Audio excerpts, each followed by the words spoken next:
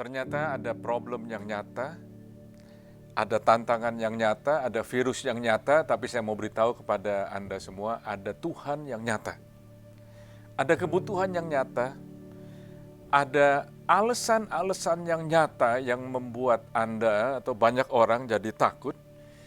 Tapi ada berita baik, ada juga Tuhan yang nyata yang bisa memberikan Anda kedamaian. Namanya Yesus. Dia adalah Raja Damai. Saya akan ulangi sebagian dari apa yang disampaikan firman Tuhan sebelumnya.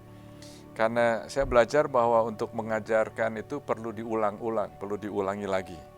2 Korintus pasal yang ke-10 ayat yang ketiga, memang kami masih hidup di dunia, tetapi kami tidak berjuang secara duniawi. Karena perjalanan kami dalam perjuangan bukanlah senjata duniawi, melainkan senjata yang diperlengkapi dengan kuasa Allah, yang sanggup untuk meruntuhkan benteng-benteng. Kami mematahkan setiap siasat orang dan meruntuhkan setiap kubu yang dibangun oleh keangkuhan manusia untuk menentang pengenalan akan Tuhan. Kami menawan segala pikiran dan menaklukkannya kepada Kristus. Poin yang pertama, meruntuhkan setiap kubu. Kubu-kubu harus diruntuhkan. Kubu apa? Kubu keraguan, kubu ketidakpercayaan, kubu kesombongan, keangkuhan, perlu diruntuhkan.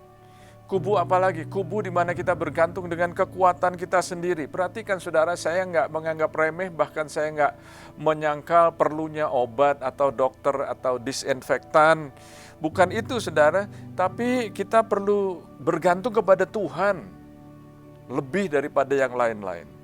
Kubu apa lagi? Kita perlu mengaku dosa kita dan meninggalkan dosa kita. Bukan hanya ngaku, minta ampun, tapi tinggalkan dosa kita. Firman Tuhan mengatakan barang siapa yang mengaku dan meninggalkan dosanya akan disayangi. Apalagi kubu nggak mau ngampunin, kemarahan, kepahitan. Coba saudara, dipenuhi dengan kasih dan penguasaan diri. Poin yang kedua, pakai senjata yang rohani. 2 Tawarikh 20 ayat 13.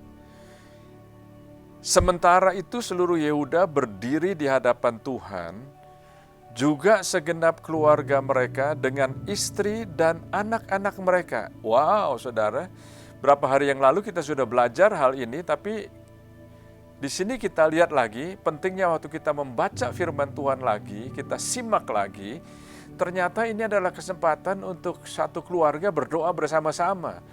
Bukan hanya yang dewasa aja, tapi yang muda juga, bahkan anak-anak. Bukan hanya anak-anak aja, karena ada orang yang mengatakan, oh biar anak-anak aja dah, atau biar istri saya aja yang berdoa.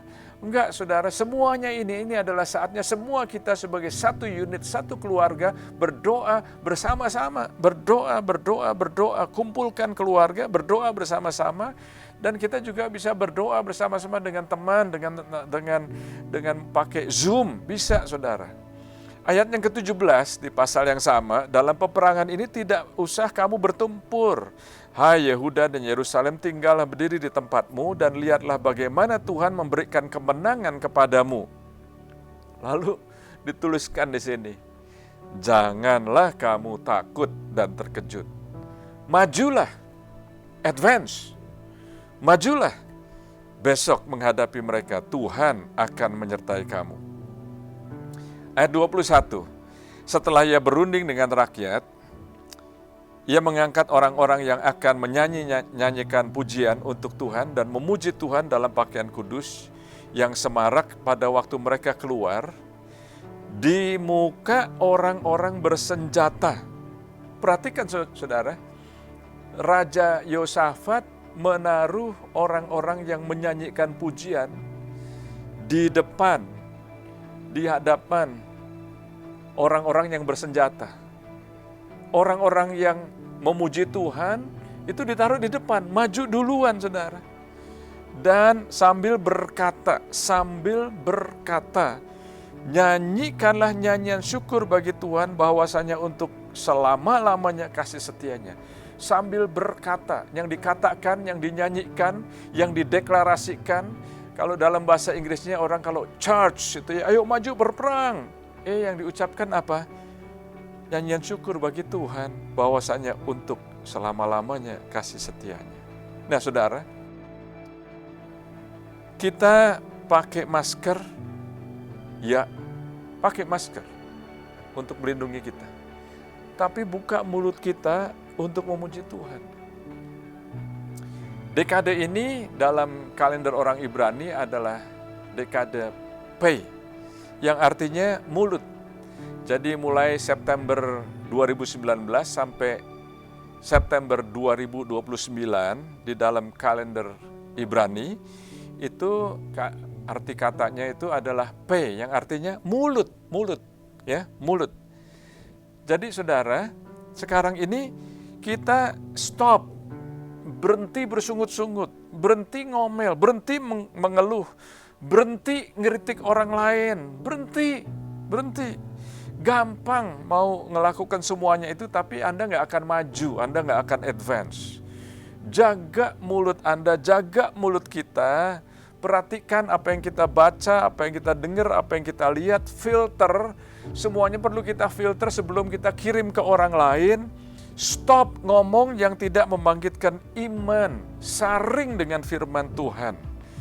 Firman Tuhan di dalam Filipi 4 yang ayat yang ke-8, mengatakan, akhirnya saudara-saudara, apa yang benar, apa yang baik, apa yang adil, apa yang murni, apa yang baik, apa yang good report, yang memberikan pujian, pikirkanlah semuanya itu. Jadi itu filternya. Kalau nggak ada itu, buang aja saudara. Mari kita lakukan bersama-sama, dan setelah semuanya ini selesai, coronavirus selesai, waktu Anda melihat diri Anda sendiri, Anda sudah maju, Anda advance. God bless you.